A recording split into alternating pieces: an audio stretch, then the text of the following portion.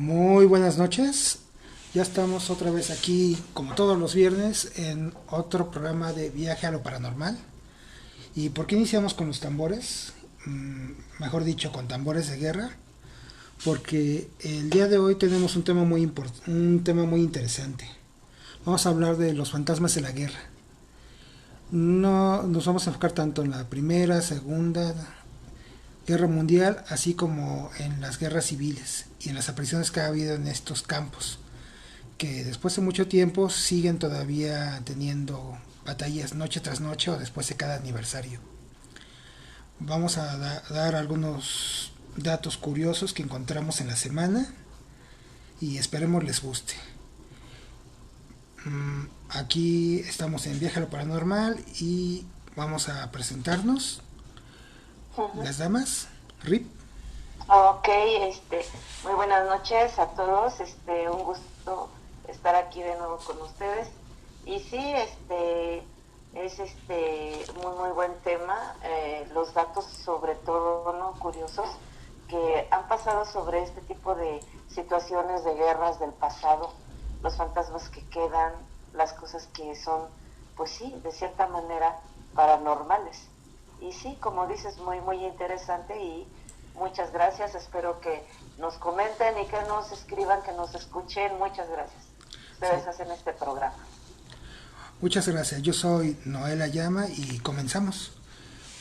¿Y qué te parece si comenzamos con, antes de entrar, no, de una vez vamos a entrar de lleno a lo bueno. Antes Ok. de empezar con los fantasmas, les voy a comentar un dato curioso. De hecho, es una historia que tiene una leyenda, se puede decir que una leyenda urbana. Es muy poco conocida, pero entre los libros, historia y indagando entre algunos otros libros que ya son muy viejos, Uh-huh. estaba leyendo sobre el Barón Rojo. El Barón Rojo Uh-huh. fue muy conocido durante la Primera Guerra Mundial. Se llamaba Manfred von Richthofen. Ajá. Y bueno, ¿por qué se le llama el Barón Rojo? Él era un piloto aviador de la Primera Guerra Mundial. Tenía el récord de tener 80, bueno, había abatido 80 aviones durante esta época Uh-huh. sin recibir ni un solo tiro y sin ningún disparo hasta el último, que fue el número 80, que fue el que lo derribó. Uh-huh. Le llamaban el Barón Rojo, entre muchos nombres era el Barón Rojo, pero también le llamaban el Caballero Rojo, el Diablo Rojo o el Pequeño Rojo. Y su historia es muy curiosa Ah, ya.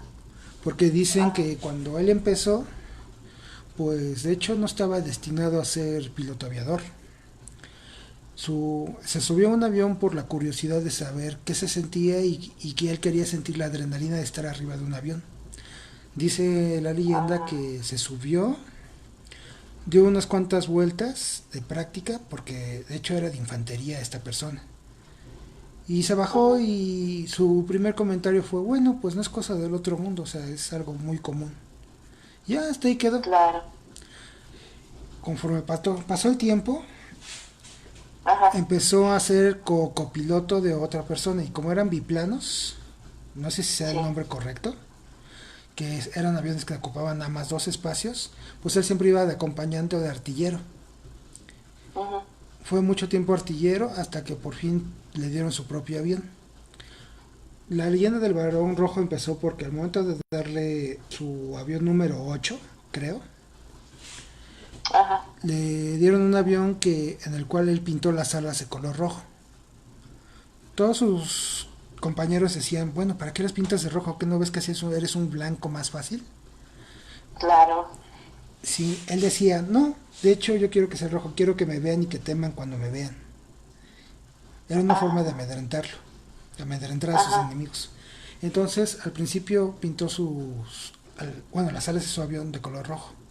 Pero dicen que ya el avión completamente rojo, que es el que vemos en las fotos, inclusive hasta en parodias de caricaturas, era Ajá. un avión Albatros 2 que era Ajá. completamente rojo. Y hay una parte de la historia que nos dice que pues no era nada más ese avión. Él, cuando ya llevaba cerca de las tres victorias, bueno, cerca de 27 victorias. Ahí lo hicieron jefe de escuadrón. Y al ser jefe de escuadrón, todos sus miembros, bueno, todos los que conformaban la escuadra, pintaron también sus aviones de color rojo. Entonces era un escuadrón muy temido durante la Primera Guerra Mundial. Ajá. Todo fue bien hasta que murió el Barón Rojo, que era como era apodado, un 21 de abril de 1918. Aquí la historia que nos lleva a lo paranormal es que antes de despegar y justamente ese día hay una leyenda que dice uno de sus técnicos, de los que arreglaban los aviones, de los mecánicos de aeronáutica, que dice que antes de salir vio al varón, bueno, a Manfred jugando con un perro. Y yo no sé si en la actualidad, pero en aquellos tiempos, el jugar con un perro antes de volar era un presagio de mal agüero. Era como que atraía la mala suerte. Entonces el mecánico regañó a Manfred y le dijo que no podía hacer eso, que eso estaba destinado Ajá. a que le pasara algo volando. Él no le hizo mucho caso y dijo, no, pues es solamente un perro y no pasa nada. Y pues ya, se subió al avión y justamente ese día que jugó con el perro, como les decía, el 21 de abril de 1918, un piloto, bueno, mientras perseguía a un piloto llamado Wilfred von May, Sí.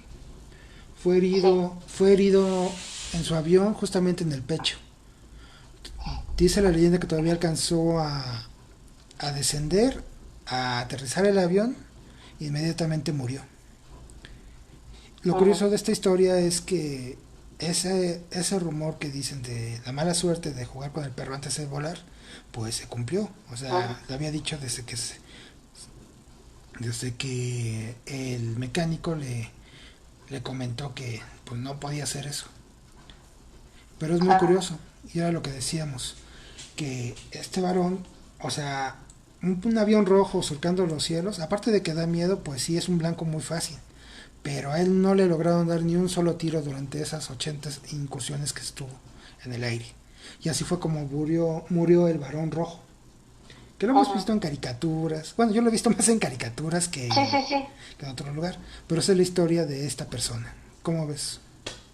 No, pues es que está bastante interesante y sí tienes razón, sí se ha visto en algunas caricaturas, de hecho creo que son en estas de los Looney Tunes, ¿no? Esos de... ay, no me acuerdo, hay otras, pero por lo que me acuerdo, sí, lo llegué a ver, o sea, siempre hay ese avioncito y siempre sale ahí esa como parodia, ¿no? Del varón rojo. Sí, tienes razón. Y Así, sí es interesante no saber el porqué y el hecho de qué fue lo que sucedió. así es. Muy buenas noches, Morgana Conde. Nos escribe, buenas noches, amigo. He llegado. Pues bienvenida. Ahora sí que toma asiento y escucha las historias que vamos a narrar el día de hoy porque están muy buenas y son muy interesantes. Sí, sí, sí. Bienvenida, bienvenida, bienvenidos a los que se vayan integrando y que nos cuenten, que nos comenten, por favor. Ok. Y vamos a seguir sobre la misma línea. ¿Qué te parece si Vamos a seguir hablando sobre aviones. Tengo una historia. Ok, muy bien. De, eh, vamos a, vamos a hablar ahora sobre los gremlins. Ujú. Sobre los gremlins.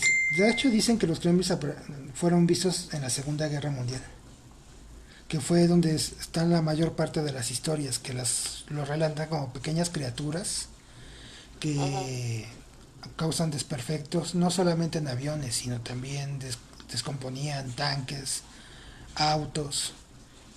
Inclusive por ahí hay bueno, unas fotografías que estas criaturitas las llegaron a pintar en los mismos aviones de combate. Ajá. En los aviones de combate. Órale, ¿qué pasó? ¿Qué pasó? No sé, se retroalimentó, pero no supe de dónde. ¿De dónde? No sé, pero ya están empezando las cosas raras. Ese fue un gremlin. Bueno, ya tenemos el primer gremlin de la noche. Bueno, les decía, Los gremlins eran descritos como pequeñas criaturas en la Segunda Guerra Mundial que ocasionaban desperfectos en aviones, en tanques, en automóviles. Inclusive los mismos militares llegaron a dibujarlos en sus aviones como forma de unas de tributo y otra en formas para causar más terror a sus enemigos. Tengo dos historias de dos casos muy interesantes que fueron antes de la Segunda Guerra Mundial. Uno de ellos es el más sondado, que dice que en aquel entonces de las aeronaves que cuando se precipitó de los cielos. Esto fue en 1923. Esta nave pues estuvo obligada a acuatizar. El piloto sobrevivió de milagro y afirmaría después que él vio pequeñas criaturitas que causaban alborotos en la aeronave, principalmente al alterar motores y controles de vuelo. Esto fue en 1923 y es un archivo que se encuentra en el antiguo en los archivos real en el archivo real del Servicio Naval Aéreo. Hay otro caso que dice que esto fue en Estados Unidos, en Charles Lindbergh, que reportó la aparición de esas criaturas en un vuelo de Nueva York a París en 1927. De acuerdo con el piloto, llevaba ya 9 horas de vuelo. De pronto se sintió alejado de la realidad, como si una serie de vaos limitaran su visión, y vio surgir de la nada una serie de pequeñas criaturas que parecían habitar en las esquinas de su aeronave. No causaron mayor desperfecto, pero le dio curiosidad ver a estas criaturas que lo acompañaban durante todo el vuelo. Cuando aterrizó y llegó a París, revisó motores, revisó todo y no encontró absolutamente nada. Creo que son las historias más conocidas y donde los hemos escuchado regularmente es en las aeronaves. Independientemente de la película de Ajá. 1983, ¿no? No sé de qué año sea, es de los 80, 79. Ujú. Que de hecho a mí me gusta mucho esa película. Ajá. Nada más la primera parte, ya la segunda no me causó Ujú. tanto relleno. Tanto. Ujú. Y bueno, son los dos casos más importantes que ha habido sobre Gremlins. Ya después los parodiaron en La Zona Muerta en una historia de un avión comercial. Y, Ah, sí, cierto. Bueno, y hasta en Los Simpson, ¿no? También. con el También autobús, salió. Ajá. sí. Y bueno, esos fueron los Gremlins durante la Segunda Guerra, bueno, antes de la Segunda Guerra Mundial. Ajá. Y bueno, ¿tienes historia, Rip? Ahora sigo. No, no, no, tú síguele. Yo estoy bien interesada en lo de los aviones. ¿Tienes otra cosa sobre...? Sobre aviones. Ujú. Hay una historia, de hecho esa no la tengo aquí en mis apuntes, pero la leí hace tiempo. Ujú.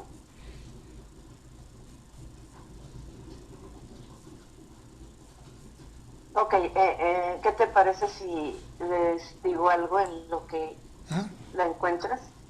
Bueno, aquí me encontré que un británico llamado Tony Ferguson aseguraba que él quedó totalmente aterrado cuando vio supuestamente un poltergeist arrojar al suelo su cámara y más tarde el fantasma de una copiloto Ajá. aparecer cuando vio supuestamente un poltergeist Ajá. arrojar al suelo su... ¿Qué pasó? ¿Qué pasó otra vez? No sé, está muy extraña la transmisión hoy. Me escuché muy fuerte.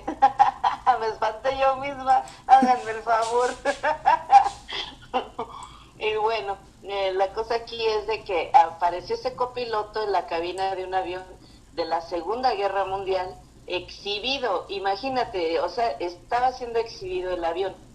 Y apareció ahí y le tiró suelo la cámara a este señor, a este británico. Y sí, hay parece ser dos videos grabados. Me parece que en este octubre del 2017, donde supuestamente este señor Ferguson insta al presunto espíritu que según él mora en ese avión militar y él lo insta, lo llama a que se manifieste de alguna manera aquí que después de que él lo llama o le pide que aparezca, se escuchan varios estruendos a través de la cabina cuando este hombre llama de nuevo al fantasma a manifestarse. Y la cámara de Ferguson, que ha experimentado varias interferencias durante esa grabación, que de pronto y violentamente cae al suelo. Entonces Ferguson quedó tan intrigado por su supuesta experiencia paranormal que volvió nuevamente a ese museo este mes de este año, del 2017, perdón, entrando en el misterioso avión. El hombre llama al fantasma y según esta vez pudo capturar increíbles imágenes de lo que parece ser una pluma blanca que aparece de la nada y empieza a flotar al frente de la cámara y desaparece pues de nuevo. Y bueno, ahora sí que eso es algo paranormal que pasó en una exhibición de un avión de la Segunda Guerra Mundial. Y era el fantasma de una mujer que era almirante. Órale, eso no lo había escuchado, está muy interesante. Está interesante, ¿verdad? Lo más interesante sería poder ver el fantasma, ¿no? Lo que grabó este señor Ferguson. Sí, había escuchado algo de eso, pero no me acuerdo. Deja que me acuerda. Ajá. Qué raro, me está retroalimentando muy feo. ¿Quién sabe a qué se debe? ¿A qué se deberá? Ni idea. Bueno, a ver si nos deja ahorita terminar. Pero vamos a bajarnos de las nubes. Bueno, vamos a bajarnos de los aviones. Sí, vámonos para abajo mejor porque para que ya no se escuche esa retroalimentación. ¿Quién sabe qué está pasando? Pero bueno.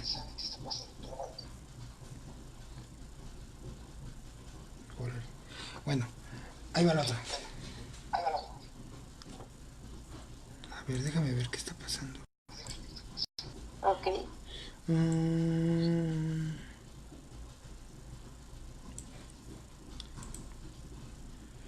Suena como si estuviera regrabando dos veces. Sí. Ya no se escuchó. Mm,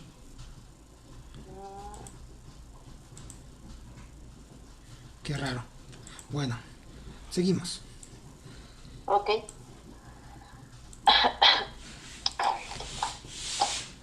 Seguimos con la idea y vámonos ahora, como les decía, abajo. Uh-huh. Nos vamos a Alemania en 1854.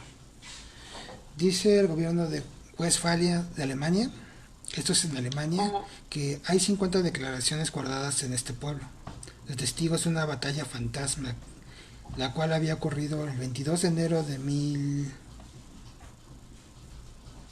o sea, de 1854 en Buderich. Según los observadores, todo el ejército de infantería, caballería y numerosos carros marcharon en procesión a través del campo. Se escucharon disparos de fusiles y el color de los uniformes podían distinguirse con claridad y el batallón. Al dirigirse hacia el bosque en Schaffhauser, dejó tras su estela dos casas en llamas y un rastro de espeso humo negro. Luego el ejército desapareció en el bosque. Al atardecer toda la escena se disipó, tan repentinamente e inexplicablemente como había surgido. Uh-huh. Las 50 declaraciones dicen haber visto este batallón al cual nada más duró cerca de media tarde. Y después todo quedó como si nada. ¿Cómo ves? Wow. No, pues es que sí son hechos que se queda uno, wow, qué impresionante, ¿no? El ver eso y como dices, no sé, que haya una batalla y que quede impregnado todo eso en ese campo de batalla, lo que hubo ahí. No, imagínate, verlo así. Sí. Tenemos, antes que nada, buenas noches a Amadeus de Wolf, ya nos está escuchando. Y Órale. y nos mandó una historia. Dice, en el condado de Butler, Ohio, Las autoridades interrumpieron ayer por la tarde la búsqueda de un avión accidentado, que al parecer se había estrellado en el municipio de Raleigh, cerca de Indian Creek, en la noche del miércoles, informó un periódico estadounidense en 1976. Todo comenzó como un Todo comenzó como cuando un operador de radio aficionado escuchó una llamada de auxilio de un avión que volaba desde Oxford a Cincinnati a las 23 horas. A la misma hora, unos cazadores que se encontraban en esa zona afirmaron haber visto un destello blanco en el cielo al nivel de los árboles y luego escucharon un fuerte impacto, seguido de gritos de personas. Los Wow. aeropuertos en Hamilton y el condado de Butler no tenían constancia de ninguna aeronave con un plan de vuelo durante esas horas. Las autoridades buscaron por tierra y por aire el avión accidentado hasta que una anómala niebla les interrumpió la búsqueda. A la mañana siguiente continuaron la búsqueda pero sin éxito. Nadie pudo encontrar ningún avión accidentado. Ajá. Órale, esa no me la sabía tampoco. Oh, muy buena, gracias Amadeus, gracias por compartirnos. Muy buena, ¿eh? Yo no la sabía. Sí, ahorita que dijo de la niebla, bueno, la historia que intenté narrar hace ratito, también habla de la niebla y es muy curioso, pero las historias que he visto, bueno, que he estado leyendo sobre, sobre ejércitos fantasmas siempre están acompañados de esta niebla. Una niebla que recrea la vivencia de la batalla y que en cuestión de un par de horas se disipa y deja todo como estaba. Sí, sí es muy curioso. Tenemos otra. Ok. Esta. Esta es una otro ejército fantasma, pero esto es en Inglaterra. Dice que en 1904 un grupo de escolares caminaba hacia la colina de Marplit, cerca de Honington, en Devon. Esto es Ajá. en Inglaterra. Cuando en uno vieron un hombre al que creyeron loco, vestido con un sombrero negro de alas anchas y una larga chaqueta de color castaño salpicada de barro. Ajá. Curiosamente, el maestro que acompañaba a los escolares fue el único que no vio la aparición. El aspecto aturdido y exhausto del hombre asustó a los niños. Las Ajá. investigaciones posteriores revelaron lo siguiente: que en 1685 un hombre que vivía en una granja de la colonia de Marplit consiguió escapar a la carnicería que se produjo en la batalla de Seth-Yermont durante la rebelión Oh, del duque de Monmouth contra el rey Jaime II, y regresó a su casa. ajá. Pero en el preciso momento en que su mujer y sus hijos se aprestaban a darle la bienvenida, una turba de soldados se acercó y derribó al hombre con sus espadas. Ujú. O sea que aquí la visión que vieron fue de este soldado que todavía sigue recorriendo los campos, escapando a la carnicería y llegando a su Oh, casa. wow. Y bueno, también como en todo lugar, en todo mundo, en todo que fue de esto de las batallas, de las guerras, también hablemos de México, ¿no? Ajá.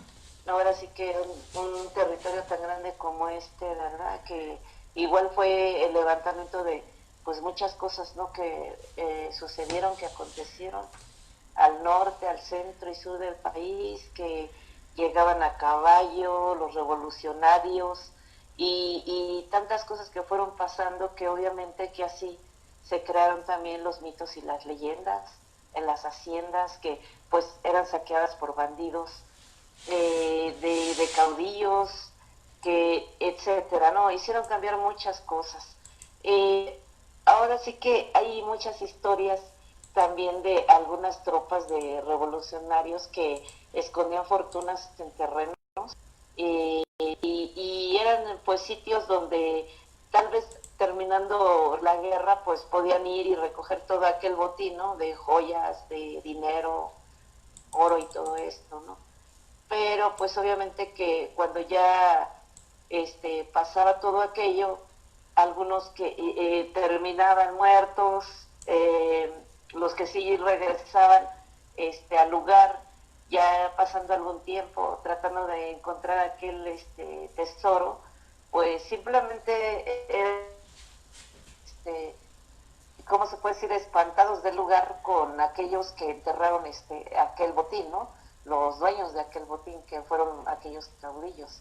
Y obviamente que no los dejaban desenterrar el tesoro que escondían.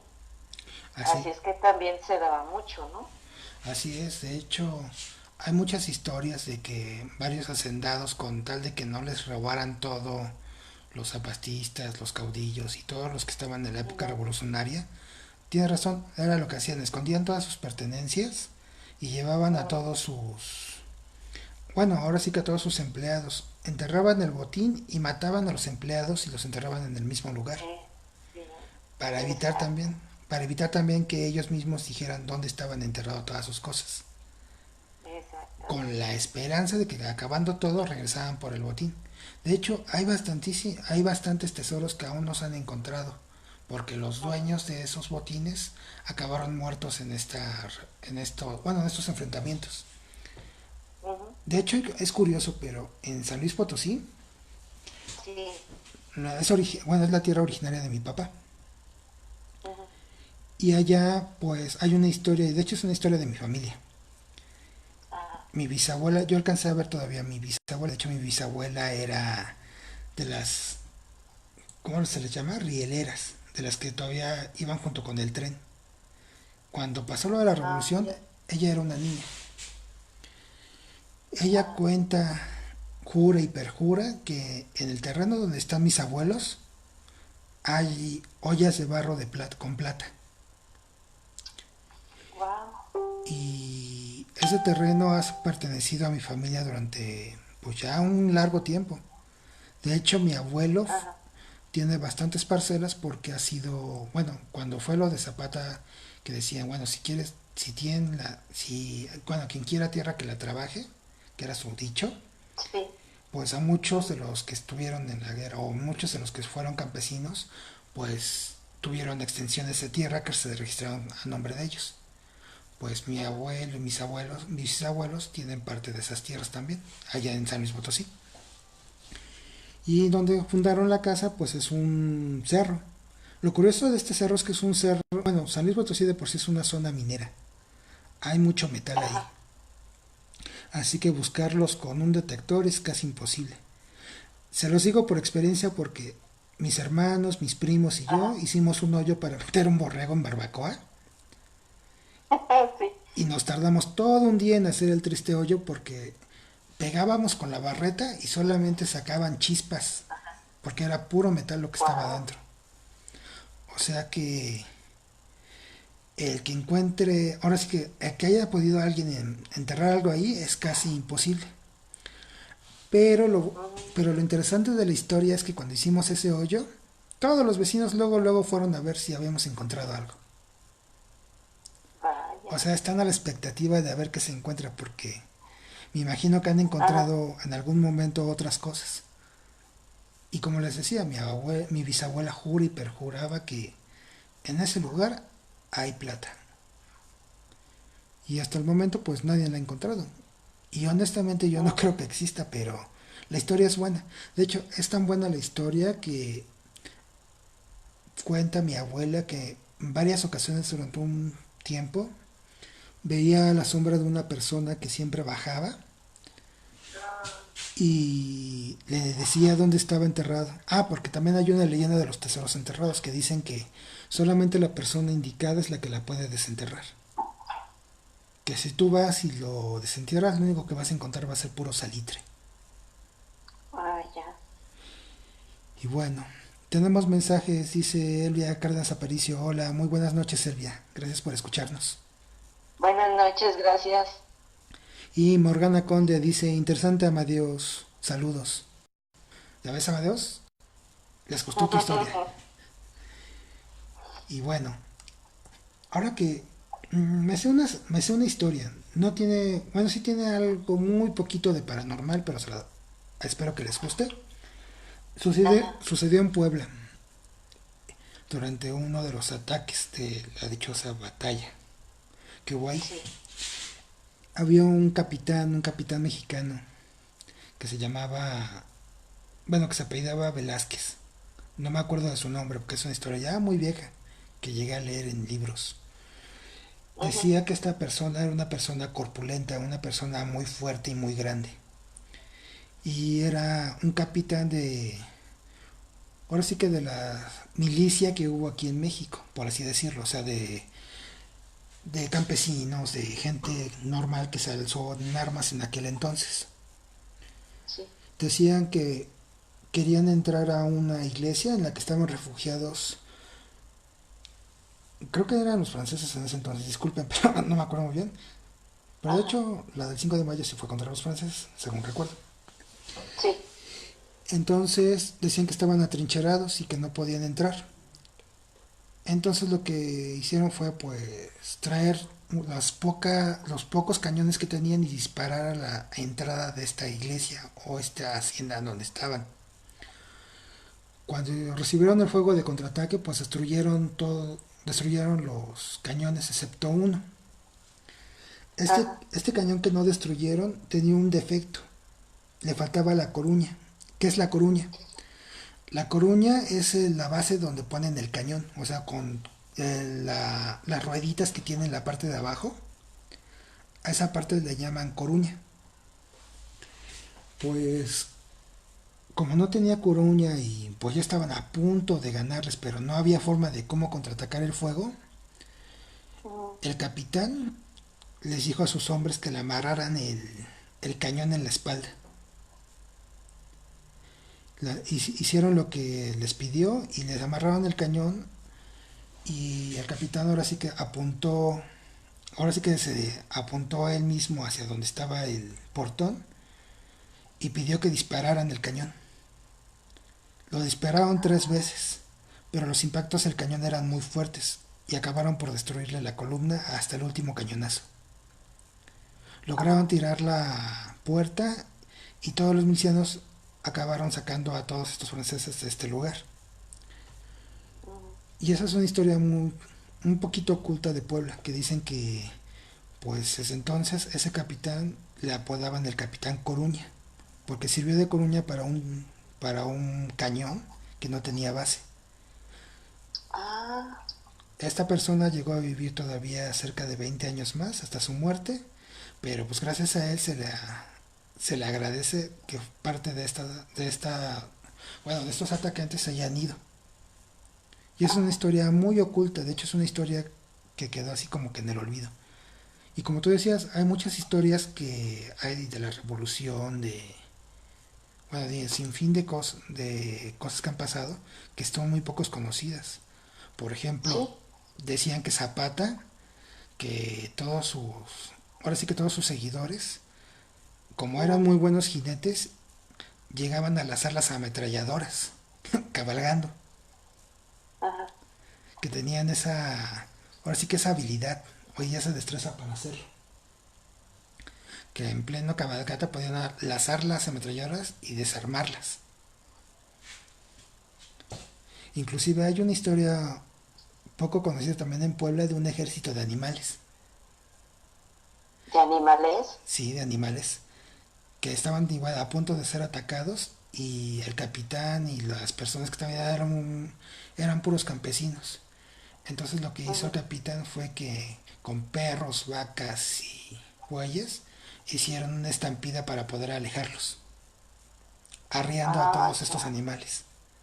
Les digo que los mexicanos somos muy ingeniosos para todo eso. Ajá. Y hay una historia muy buena, igual también de Francisco Villa, que dice bueno, es una historia en la que usó un tren como si fuera un caballo de Troya. También es corta. Ajá. De hecho, ya nada más la cuenta esa ya para seguir con lo paranormal de aquí. Decía que Pancho Villa, Claro.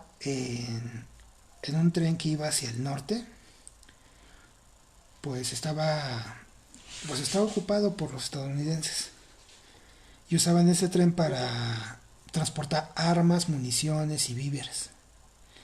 Pero estaba muy poco cuidado, porque como los estadounidenses decían, bueno, es un tren, no pueden parar un tren. Lo que no contaban es que de hecho Villa es uno de mis héroes Ujú. mexicanos, por así decirlo.